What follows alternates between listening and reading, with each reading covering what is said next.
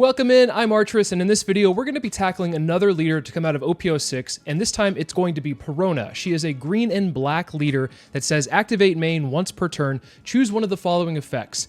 Rest up to one of your opponent's characters at the cost of 4 or less, or up to one of your opponent's characters gets -1 cost during this turn. Now, you can choose either one of these abilities, and both have great payoff with the way that the deck is built. Now, the way that you play this leader, it is a control-oriented type of leader. Often what you're going to be doing is resting your opponent's characters, and then using some KO effects through other bodies to be able to take care of the characters that you've rested without having to swing into them. So this leader is very strong for that reason. However, I do think that it is in a little bit of a rough spot in the meta. Right now, what we're currently seeing is Katakuri is just running amok.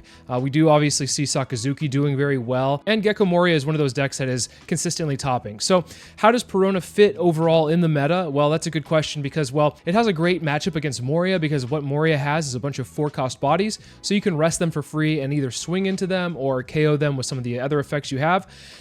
Against Katakuri, it's a very, very rough matchup. It's almost an auto lose, so Perona's kind of like in a rough spot where I think it is a strong leader. It has great potential to do well. I think it's undervalued, maybe a little bit underestimated, but if you do come across, like I said, a Katakuri, then you're going to have some troubles. Against like a Sakazuki, you're going to have like a decent matchup. Obviously, Sakazuki is a better control deck than Perona, but I think Perona can give Sakazuki its run for its money. But enough about the meta itself. Let's get into the deck list and talk about how Perona works with some of the cards that are in it. And before we get into the deck list, if you find anything in this video useful or informative, please make sure to drop a like and a sub. It helps out the channel immensely. I can't thank you enough for the support. And also, if you'd like to talk about the One Piece card game outside of the YouTube comments, please make sure to join the Discord. The link is in the description below. So getting into the deck list, this deck list is based off of a couple of lists that I saw do pretty well in Japan overall. It doesn't really answer how we're doing in this meta currently. You can do a lot of different substitutions in this deck, which I think is one of the cool things about Perona, is that there are a bunch of different things you can do, like add Ice Ages or Great Eruptions. However, I think this list has a very specific way of playing, and let's get over that. So X-Drake is a 5-cost on-play, KO up to one of your opponent's rested characters at the cost of 4 or less, so it is a free KO with your leader ability, which is very nice. We're running 4 of these, and it is a Navy type, which is very important for this deck because we are running brand new, which searches for the Navy. Next, we're running 4 of the 10-drop Don Quixote do Flamingo. This is an on-play, a total of up to 3 of your opponent's rested characters or leaders do not become active during the opponent's next refresh phase. This is one of the strongest 10 drops, I think, besides Big Mom out there right now, and it is in green, which doesn't have a huge or strong support pool, but this card alone makes green worth running. And I think for Perona, this is the entire reason why I want to run this deck, is because you're able to just rest your opponent's characters and kind of take away the game at that point, especially if you're able to chain the 10 drop. So with this specific build, I am looking for this 10 drop, and I'm trying to get as many as I can and stack them up and just chain them one after another. Because if you can chain them and start picking off bodies once a turn, or just leave them where they're rested and they can't attack you, it's very easy to take over the game after that. Then we're running 4 of the Don Quixote Rosinante blockers, which came from OP05. This is a 2-cost blocker that says on your opponent's turn, if one of your other rested characters would be KO'd, you may trash this character instead. This is a very strong blocker, believe it or not. What it does is it will allow you to play one of your bodies rested, especially if you're using the Moria. One comes standing, one comes rested. You can rest a body for free and then feel comfortable with it being there, because if you bring the Rosinante out with it, or already have a Rosinante out on the field, you're not really worried about that rested body being KO'd. So 4 of is a must. It is a Navy and also a Don Quixote Pirates type card, which it fits both archetypes, which we have searchers for in this deck, which is very important. Then we're running 4 of the Baby 5. It's a 1-drop searcher, which says activate main, pay 1 Don. You may rest this character. Look at the top 5 cards of your deck. Reveal up to 1 card with the Don Quixote Pirates type and add it to your hand. Then replace the remaining cards at the bottom of your deck in any order. This can also search for itself, but mostly it's searching for the 10-drop. Like I said, it can search for the 2-drop, blocker, and it has a few other targets as well that it can search for. but for the most part, you're looking for the 10 drop with this. Then we're running a new card from OP06, which is a 4 drop, 6,000 power body. Has no counter on it, which is the one downside, but it is an on play, on KO. KO up to one of your opponent's rested characters with a cost of 4 or less. Obviously, the name is Ryuma here. It is a Land of Wano and Thriller Bark Pirates type, so it's not searchable in the deck. However, this synergizes very well with your leader, being able to rest something. It's the same thing as X-Drake, except it's 1 Dawn cheaper and doesn't have a counter on it. So this is a 4 of for me, especially if you're running X-Drake. You should also run the Ryuma package so that you can KO pretty much anything that is rested at that point. Then we're running 2 of the Kuzan 4 drop. This is an on play, draw 1 card, and then when attacking, give up 20 of your opponent's characters -4 to their cost during this turn.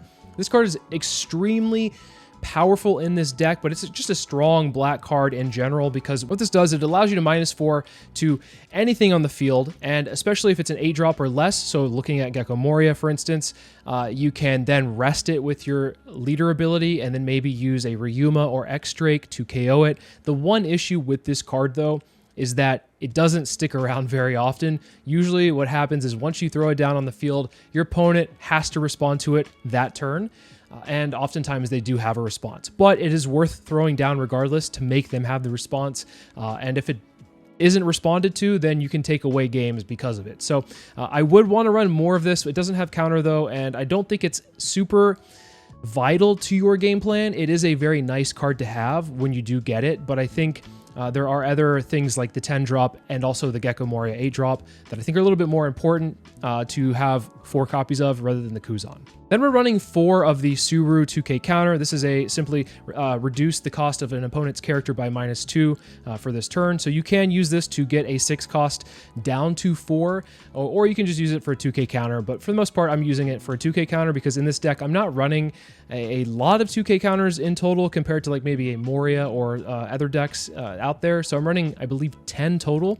And you do want to make sure that you're holding on to your 2K counters, because one of the problems with Perona is I think that you're unable to really amass a huge hand size. One, because you're a 4 life leader, and then 2, you're not really replacing cards as much or drawing as much. You're not really getting an advantage in that regard. Sure, you can with the Baby 5 Searcher, the brand new, and then also the Kuzan, but sometimes you just don't hit some of that, and your hand can be small. So you want to hold on to your 2Ks as much as possible is what I'm trying to get the point across here. So Suru is a good one to place on the field, but honestly, you might want to just hold on to it. Then we're running 4 of the Borsellino blocker. This is a 4 cost on the opponent's turn. This character gains 1,000 power and cannot be KO'd by effects. Just a very strong blocker, one of the strongest in the game, and it is one that your opponent has a lot of problems against, unless of course they're Sakazuki, they can just bottom deck it. However, if you're going against Moria, which is a very high percentage of play overall, this card is a nuisance for them. They cannot KO it. It just sticks on the field for as long as you'd like. Then we're running 4 Virgo, which is an OP03 card. It is a 2K counter. I'm going to be honest, I have never played this down. You can if you want. Its effect is Dawn ×1. This character cannot be KO'd by battle, but it is a searchable 2K both off of brand new and then off of the Baby 5, because it is Don Quixote Pirates and also Navy, so it has that dual type there that we can search for. So yeah, this is just a 2K counter. Then we're running 4 brand new. This is a on play, look at 3 cards from the top of your deck, reveal up to 1 Navy type card other than brand new, and add it to your hand. Then trash the remaining cards. Oftentimes though, this is a problem because what you end up doing is you trash your 8 cost Gecko Moria and your 10 drop. So yeah, be careful with this one, but it does search for a fair amount of cards in the deck. I believe you're running around 28 total Navy types, excluding brand new 24, so it has a lot of targets it can hit, which is nice. Next, we're running 4 of the 5 cost Sabo blocker. I've said this once, I'll say it again, I'll probably say it to the end of time. This is my favorite and I think the best blocker in the game. It is an on play, your characters can't be KO'd by card effects until the start of your next turn, and then draw 2, trash 2. So great for filtering out some of the duds in your hand. You're going to have duds in your hand. This deck does run enough bricks to build a house with, so I think that this is a very useful card in this deck. And then also, having your characters not be KO'd for an entire turn cycle is always very nice, once again, against Moria. And if you do go against Katakuri and you're holding on for dear life, this is also very strong to play down. So yeah, Sabo is a 4 of for me. Then we're running 4 of the 8 cost Gecko Moria, which is a new card from OP06. This is an on play, choose up to 1 cost 4 or less and up to 1 cost 2 or less character from your trash. play one of them, then play the remaining card. So you have a lot of 2 costs, you have a lot of 4 costs, and you're able to get them back out, not feeling too bad about using them early. Oftentimes what you're going to want to do with this deck is defend as much as possible by throwing out your Rosinantes and your Borsalinos, and then you can just get them back with the Moria. And then, like I said earlier, if you play your Rosinante standing, you can throw down the 4-drop rested, whether it be the Borsalino, a Ryuma, or a Kuzan, and you can eat up an attack at it, or maybe some removal for it altogether. So that is, I think, one of the few uses for Moria where you're actually resting a 4-cost or one of the stronger, or like the higher power cards, and then keeping the 2-cost standing. That is a very good case in this deck. In other decks like Moria, when you're running the 8-cost, you still can do that, but you're giving your opponent an incentive to swing into like maybe a 4-drop, which sometimes is good, sometimes is not, but overall you're going to always want to do the standing 2-drop Rosinante blocker and then a 4-drop rested in this deck specifically. Then we're running 2 Tashigi, which this is another 2k counter that is a Navy card. Activate main, rest this character, give up to one of your opponent's characters -2 cost during this turn. Another cost reduction card, very similar to Suru, just it costs a little bit more, but the action is repeatable, so you can grab this with the Moria as well if it's in the trash. So keep that in mind. It can be used for that effect, -2 to something. And then we're running 2 of the 0-cost event. Whoever wins this war becomes justice. This is a Don Quixote Pirates type event, which can rest a 4-cost if it comes out of life or trigger, or you can just use it to pitch some dead cards like a Ryuma or maybe a Kuzan in order to stay alive. So it does have its use for both the trigger and then also just as a counter itself. But overall, the way that you're playing this is early game, you're trying to get your searches off with your baby 5, your brand news, and then from the early to mid game, you're kind of throwing down either blockers or KOing the mid-level bodies that your opponent's throwing out with Ryumas or X-Drakes. And then setting up for a Moria turn where Moria can start picking off a body, and then you can start locking the opponent down with the 10 cost. Hopefully you have at least 2 or 3, and usually 2 will seal a game for the most part. If you have 1, it can be a little bit dicey, especially against more aggro style decks like a Reiju. That's a little bit harder because if you only see 1, then they can recur bodies pretty easily, and so it can be a little bit of a struggle there. But the 10-drop, you're going to want to see at least 2 in order to basically secure a win against most decks. Like I said, you can do some different variations here. There's the, I believe, a 2-drop Inupe, which is a new card from OP06, which is a draw 2, trash 2. You can throw other cards in there. There's a bunch of different things you can throw in, but specifically for this build, I think that this is targeting the 10-drop and hopefully finding enough of them to be able to chain them. So let's take it into the sim and see how it does. Against Whitebeard, I don't know how many Whitebeards we're going to be going against in this meta, but let's try it out and see how it goes.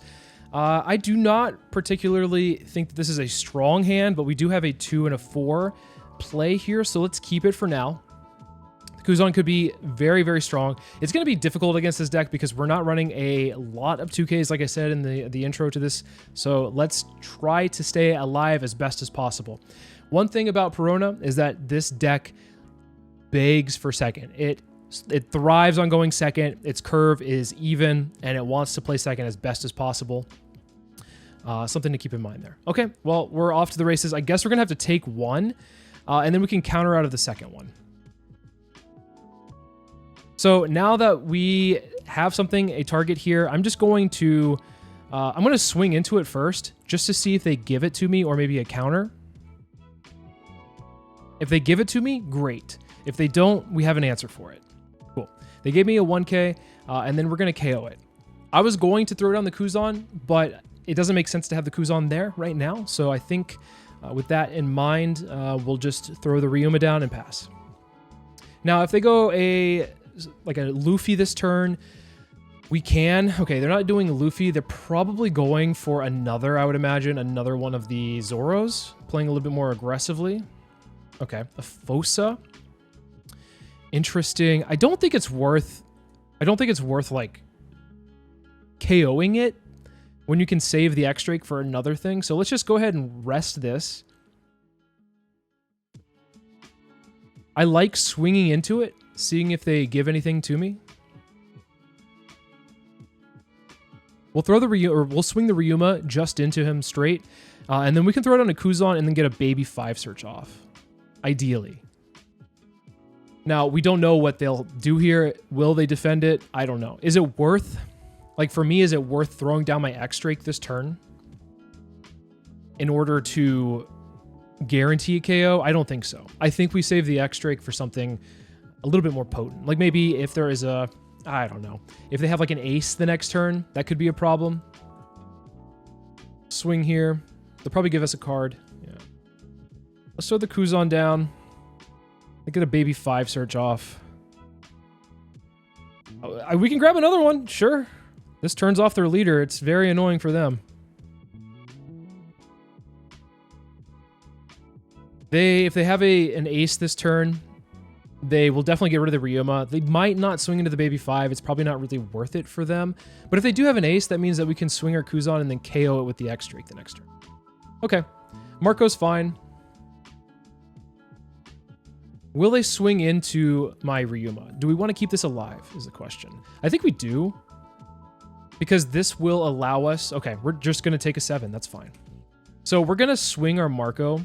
Or we're going to swing our Kuzan.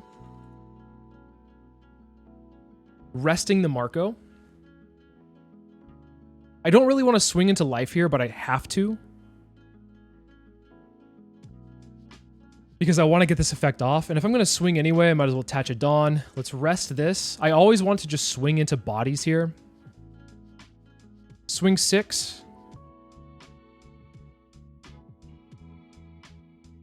Let's go ahead and use the effect, because if they decide to let this die, then we're in a little bit of trouble. So let's go ahead and KO it. Ask for something out of their hand. And then I'm going to swing another. I'm going to swing 7, yeah. Because if it comes back, it's going to be a 5 cost. And then the X-Drake is unable to pop it. So that is a problem. So we got a couple of cards out of hand here, which is perfect for us.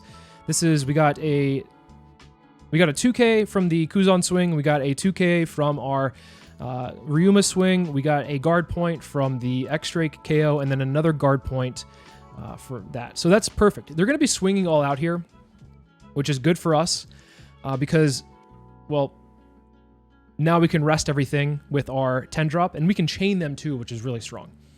So yeah, that goes down. That's fine. I think we stay as healthy as possible. I don't really want to go down to 1 life against Newgate. So let's just stay alive. Now, what I'm going to do is I'm going to rest the Ezo because I don't want them to have anything. Let's swing 6. They're probably going to counter out of this one, I imagine. Usually Newgates should take most life, but if they're running 9-drop, like if they have a 9-drop in hand, typically what they'll do is they'll just counter out to stay healthy. So let's freeze these 3 bodies that swung in at us. This is incredibly oppressive against Whitebeard, by the way. Not being able to get any swings off from the bodies that are already on the field is hard for them to deal with. Depending on what they play this turn, yeah, Newgate makes sense. That's fine. Let's go swing 10 into Newgate. Okay, they counter out. Do they have another one? So we're just going to lock them down again. And then they're going to have the 1 Newgate attack. And that's fine. It probably goes 2-face. I don't imagine that they're going to try to get rid of this 10-drop here. They could. So they have a guard point. Good to know. If they have another Newgate, that could be a little bit of an issue. But if they swing with the Newgate, we have another 10-drop, and that is not a problem. Then we can just pick off the ace because they're not going to have enough to save it through 2 of these attacks. Okay, they are going after. They're going after this. Can we save it is the question. I don't think we can. Yeah, we just let it go. Now, one of them is a guard point.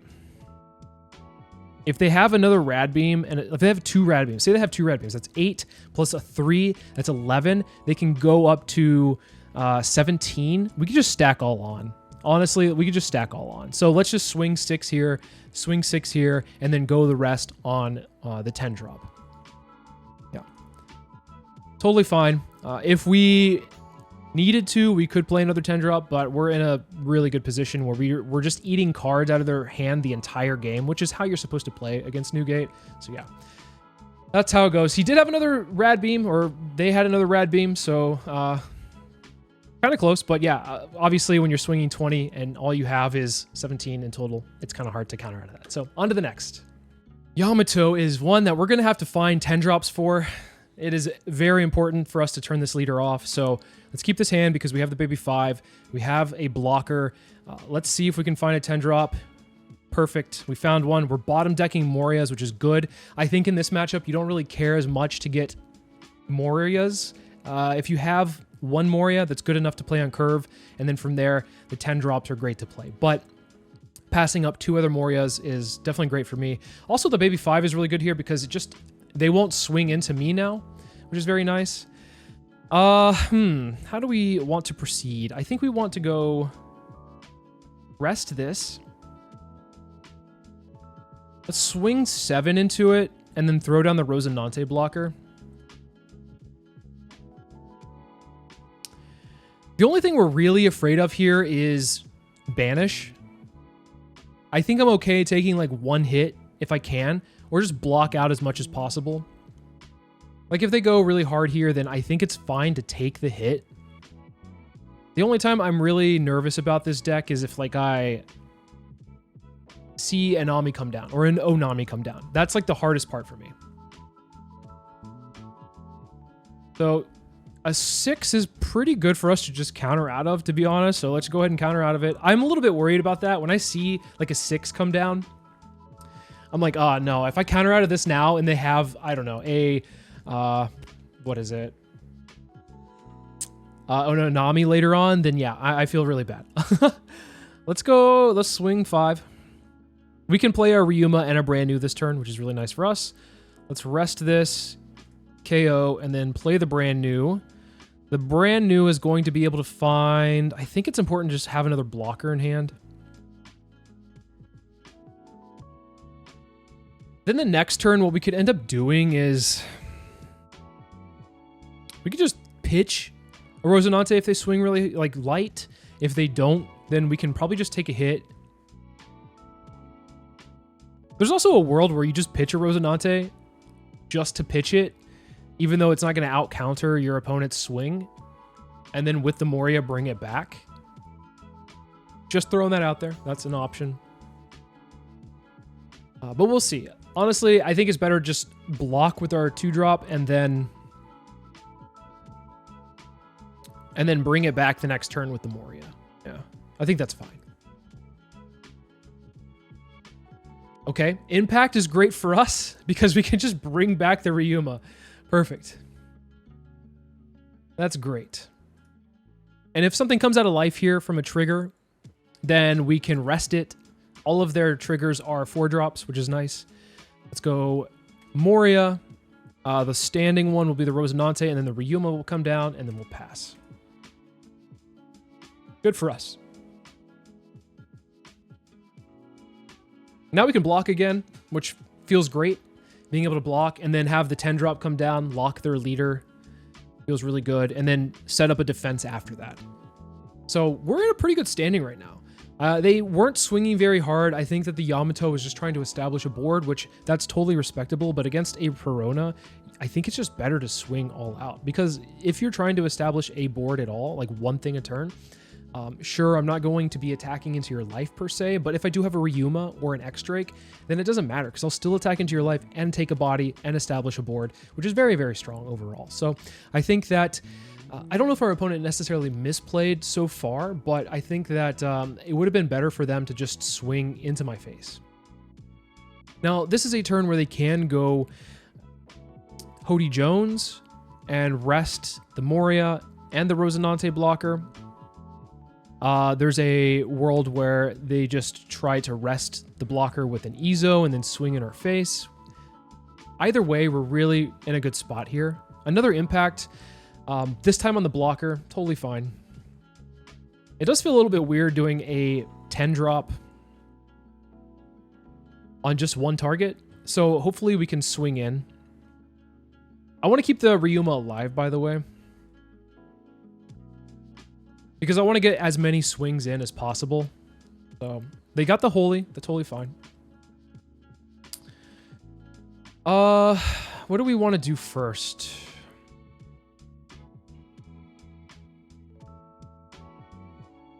I think it's fine to just do this. Let's go rest. 5. We're not too worried about the holy here. And if there is something to KO the Ryuma, it can also KO the Ohm in response. So 10, they have to take it. Now, if they have another body come out of life, that's great for them. But we're also in a really good spot, like I said. So I'm not too worried at this point in the game. I'm not really sure how the Sky Island build does overall. Oof. Oof. That is one where we probably should have waited. It's okay. I don't think they can win the game this next turn.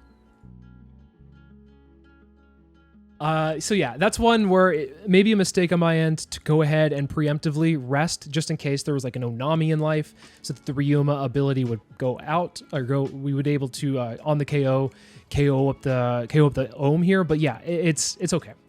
I'm just probably coping a little bit because seeing the Cracker come out of life does definitely suck. The Cracker, if you're unfamiliar, is a Dawn ×1. While you have less life than your opponent, this character gains double attack and 1,000 power. So it's essentially another double attacker, which we haven't taken any damage this turn, as I've repeated.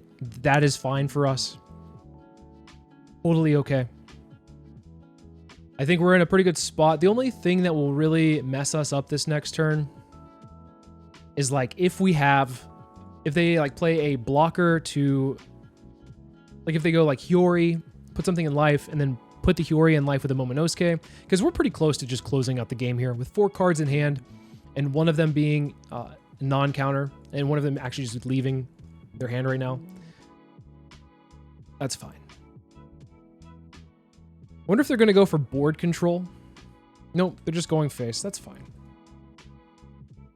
Cool, we'll take it. Now, this could be a Hody Jones turn.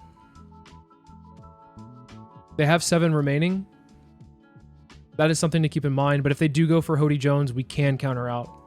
We'll take these hits. We'll take them to see what they do here. Yeah, Hody Jones. I think that they were just trying to go 8-8-8 and hope that I didn't have anything, but this also doesn't guarantee them to get the game. So let's just take the hit because they're not going to win the game this turn. So yeah. Ultimately, I think they probably should have just started swinging for my face very early on and very heavy, and then start playing bodies down towards the end of the game. But unfortunately, that Cracker did come out after I used my leader ability. Otherwise, I would have rested it, and we would have been in a much safer position there. So that's something to keep in mind. Moria is a deck that we have a really good advantage against if we're going second. If they have the first, then that is a problem for us, because our curve is definitely second. And we aren't not really we're not really able to like capitalize on some of our stuff against them. It's unfortunate, really, if we do go first. We just have to play it out and see how it goes. I don't know if it's worth attacking into the brand new. I don't really care for a body to be attacking into me, but at the same time, I think it's fine because if we rest their brand new, right? We go rest, swing 5 into it. We can use our baby 5. And know that it's going to get a search off. We'll return the cards, and then I think we can play a brand new down. The brand new is going to grab the Rosinante, and we'll pass. So this turn, they're going to swing very likely into the baby 5, and then make me discard a card. I think if I'm going to discard a card, I think the...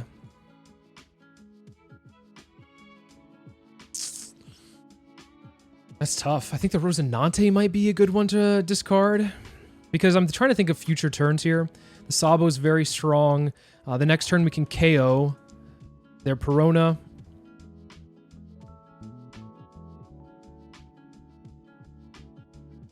Yeah, we can KO their Perona. They might go Absalom. You think they go Absalom? No, they just go Perona. They're going face? What? Well, we can search again later, so let's just do this. Let's get rid of this, and we'll take it. That's fine. We're going to be able to rest it next turn anyway, so I think it's fine. Just hold on to this. Like, we can rest this and have no issue with it, so let's just rest. Swing 5. And then play the X-Drake. I think that's fine. The X-Drake, they have to have a very specific answer for. They have to have a Helmeppo. If they're running Hina, they have to have the Hina. What card do we want to get rid of? Baby 5's fine. We don't need another one. The next turn, we'll throw down a Sabo, and the card we'll get rid of is the zero cost event, because we do have 2k counters, which is fine. They might try to get rid of the X-Drake, though, so that could be an issue. Something to keep in mind. I do want to also chip at their life, if possible, but the problem with that is, like, it's very difficult to control the board, but also chip at their life. That's why the bodies like X-Drake and Ryuma are really good, because you can chip at their life while also establishing something. So I imagine this turn, it's their 6th on turn. They could go Hina and then play the Absalom and get rid of the X-Drake. Very strong play. Some Moria players are running Hina, some players are not. So far they've not given us any sign as to they're running Hina. Well, that is definitely not a Hina play. If that's the case. Unfortunately, we're going to have to take this one. I would have used the zero cost event, but yeah, it is what it is. Here comes another. I swear, if you're playing Moria, it is a lot of fun to throw up Peronas every turn. Like, it is very fun to make your opponent discard a card. I know that sounds a little demented, but it is true. It feels very good. So then we'll rest the Perona. I think we're gonna have to swing into it unless we get another X-Drake. Actually, that's pretty good here. Normally I'd like to play the Sabo down, but I think it's fine to just go ahead and go like rest this. We can get one off here. Let's go ahead and do this. Let's just see if we can grab something here. 2k counter's fine. Another baby 5 is not really anything we need. Right? No, we have enough 2k counters. Let's get a baby 5. Return. Let's go ahead and play this. KO this. Swing 5. Do we swing 7? I think we just swing 6. And I think we throw down another baby 5.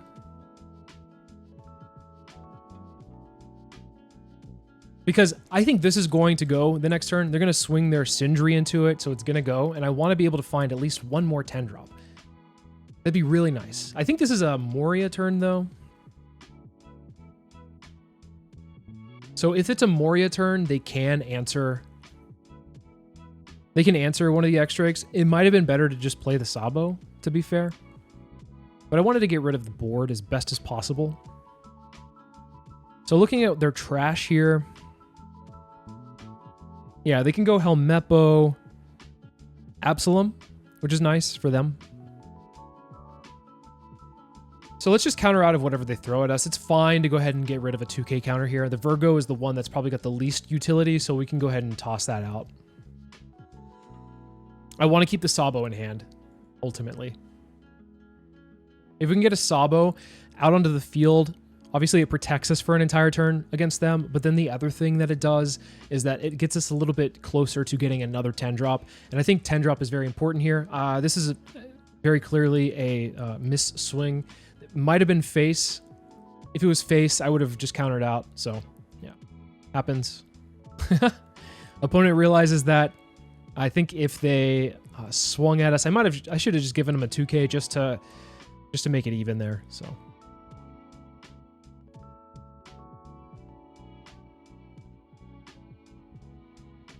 Fine. They're gonna definitely get rid of some of the stuff. I think it's fair to go like, I know I really don't want to like KO some of their stuff and have them use it again if they have another Moria, but I think it's fine to be like, oh, brand new here. I don't really care about the Sindri, to be fair.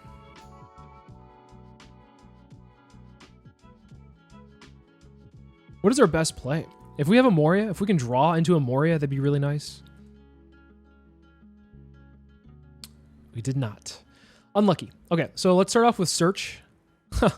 Perfect. Return. Let's just swing here. We're giving them the opportunity to do another one of these plays, by the way, which definitely sucks. I want to swing. I want to get a card out of hand. I want to see if they give this to me. Typically, I don't want to put an Absalom into the trash because it doesn't look like they have another one, and they can reuse it, which definitely hurts. But we do have a Sabo for the next turn, so that's nice. Okay, let's go here. We'll use another search. Maybe the zero cost event would have been better, to be fair. And then let's toss the Kuzan, because I don't think we have a use for it. I guess another Sabo, because they can't get rid of the Borsellino. It's a little bit more Dawn efficient. That's tough. That's tough. So yeah, we have a pretty hefty board here for them to deal with. It's not hefty in the sense that like there's a lot of bodies they have to take care of. There's only the X-Drake that they have to really worry about. But this next turn, what we can do is they're going to definitely swing their Moria, and they're definitely going to swing their leader. And one of the things that you should, as a Moria player, not do, I think, going into the opponent's 10 Dawn turn as Perona, is swing with your leader, because therefore you're unable to use your leader ability the turn after. And I think the leader ability is extremely important in this matchup to be able to get the Absalom out. So I guess as a result, if they don't bring the Absalom out this turn, which they have no incentive to because everything is un-KOable, I think it's pretty important to lock their leader down. And they can't bring the Absalom out into future turns where things are able to be KO'd. Now, I don't care. I'm fine here if they decide to swing the Moria into life.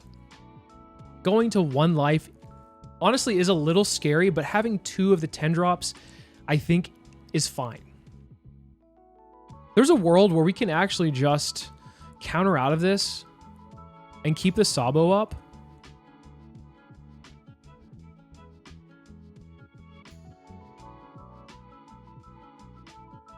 Yeah, I think we counter out of it. They're going to swing into it again, which is totally fine. Looks like they're playing a Sabo of their own.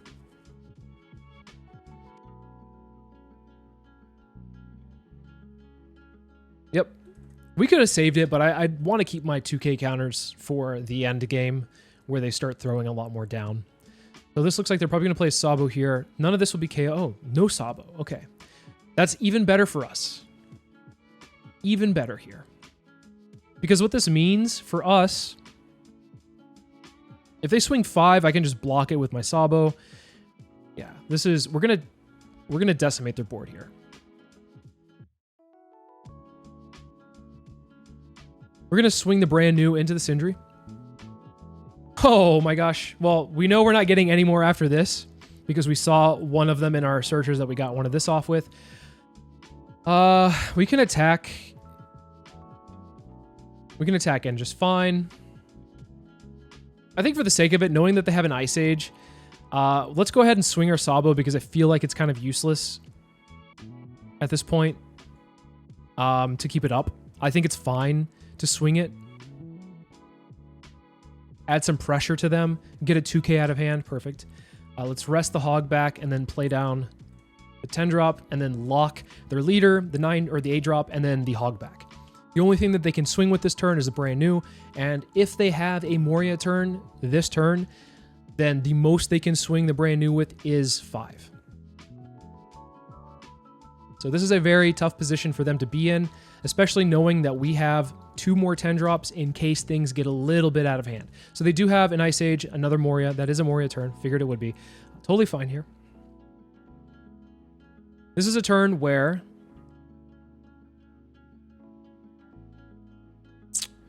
they're probably going to play the Helmeppo, get it down to... Is that enough? It is. It is. Helmeppo's 3. I always forget. It's enough to take care of this. Totally fine. What we'll do is we'll just pick apart the board this next turn as well.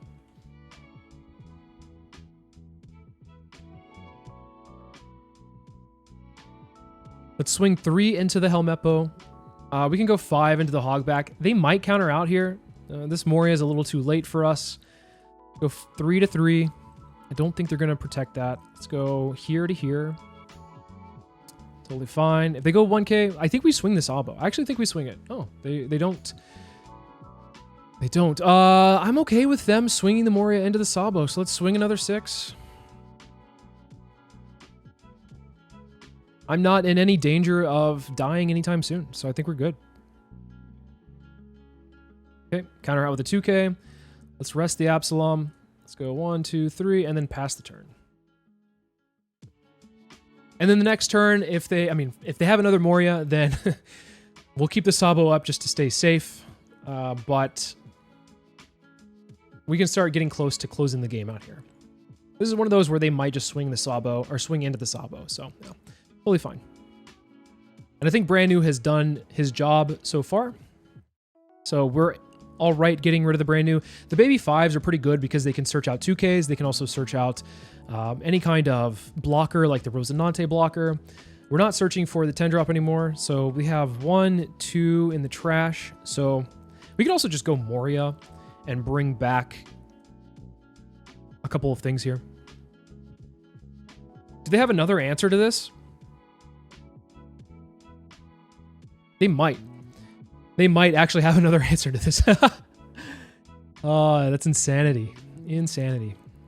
Okay. I think they were just using it to draw another extra card. That's totally fine. Figured it would be something like that.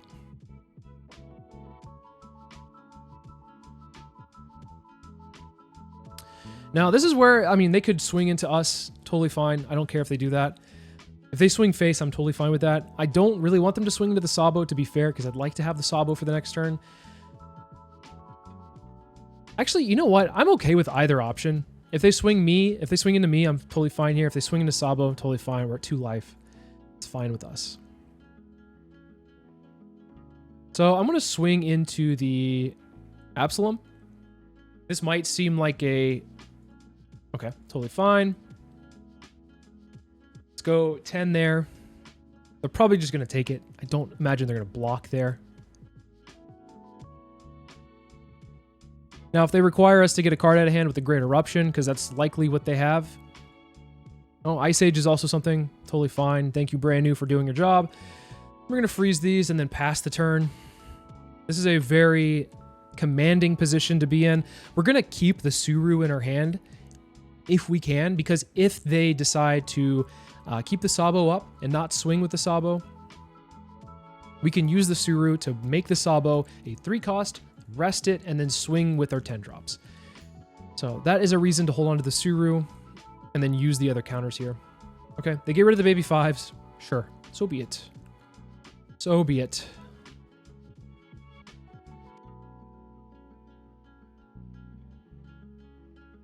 These have done their job magnificently. So, once again, thank you for your service. Appreciate it. So this is actually a pretty decent showing of the deck going first. Usually going first is, I'm going to be honest, it's a little rough. It's not undoable, but it's like a little rough against Moria. Usually second is very commanding. So we're going to do this. We're going to rest. We'll swing just to be safe. I mean, that's 11. They're not going to be able to counter out of it if it was 10. Then we just go all the rest on, so. There you go. Chaining 10 drops wins you matches. Who would have thunk? Sakazuki, we're going to go second. Typically, I'm going to want to give Sakazuki second because I think Sakazuki's actually decent going first deck in this meta. But Perona, once again, just really, really wants to go second. We don't really have a play here, which is kind of awkward. And then to be fair, against Sakazuki, our Borsalinos are pretty useless, not gonna lie. So these are mostly just 1K counters at this point. It is what it is. The Ryuma might have some usefulness in a second, depending on what they throw down here. If it's a Brand New, we can rest it. Totally fine. Do we want to bait out? I don't think we do. I think we want to rest the Brand New. I swing into the leader, right? Swing in. Rest, KO, and then pass. Because then what they're going to end up doing, I don't want to have to deal with like throwing a Kuzan down and then they're able to bottom deck the Kuzan with a Great Eruption and then swing with their leader and then swing with the Brand New. I'd rather them just do one swing and me be okay with it. I don't know what this could be.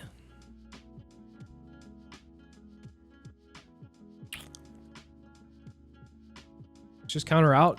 Stay healthy-ish. Okay. Totally fine. We're going to rest this here. 7 to 5. I'm going to fight for this, by the way. Okay, didn't really need to. I guess we'll go 5 to 5. Throw the Sabo down, just in case, right? Just in case. We could get this back. And I don't think we're playing... What do we have in the trash? Let's get rid of the baby 5. Let's get rid of the baby 5. The reason why is we can just bring the baby 5 back. And we can use the Kuzan for fodder for this. They're running the stage variant of Sakazuki, so I'm surprised that they tossed a stage, I guess. Let's just go ahead and block it. Is this a Borsellino? Seems like it might be a Borsellino. Yeah. Okay. 10 drops are nice. What can I say? Okay, let's go attack in for 5. They'll probably counter out of both of these if I'm not crazy. No, they take 1. They do have a lot of counter in hand, by the way. So I feel like they're just stacking counter as much as possible. Let's go Moria. Let's grab a Kuzan, grab a baby 5. Oh my gosh. Another 10 drop. Love to see it, baby. Let's go. As long as we stay relatively healthy for the next turn, I think we're fine. We can start locking their stuff down. They have to answer the Kuzan this turn, so they're probably going to go like 8 at the Ryuma. And I'm going to be honest, I feel like as long as one of these things survives,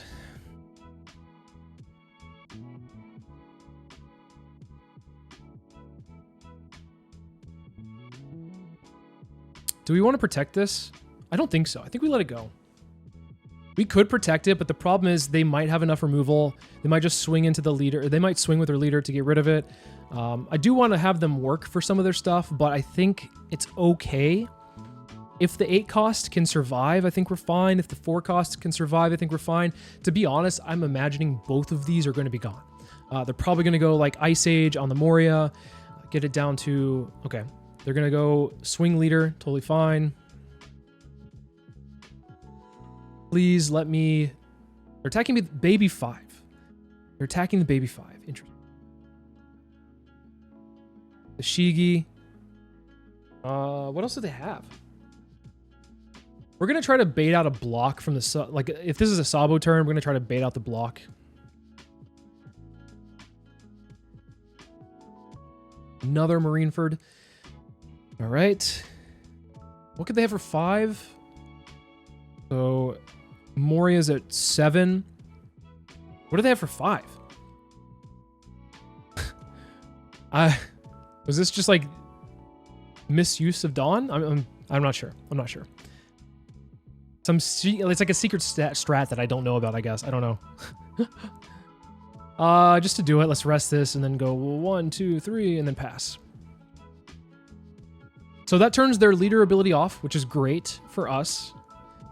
A 10 drop and an 8 drop are very hard to answer. I'd like to see their hand after this, by the way. See what they have going on.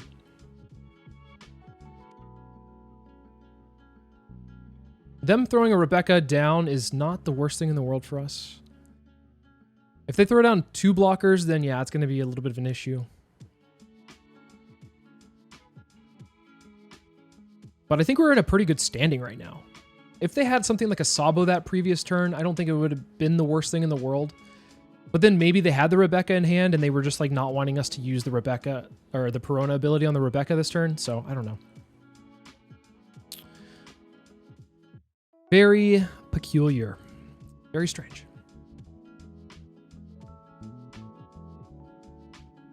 Looks like they're going to be able to get rid of the Moria, which is fine. They have to drop... It looks like probably 3 cards to do it. Let's go ahead and rest the Rebecca.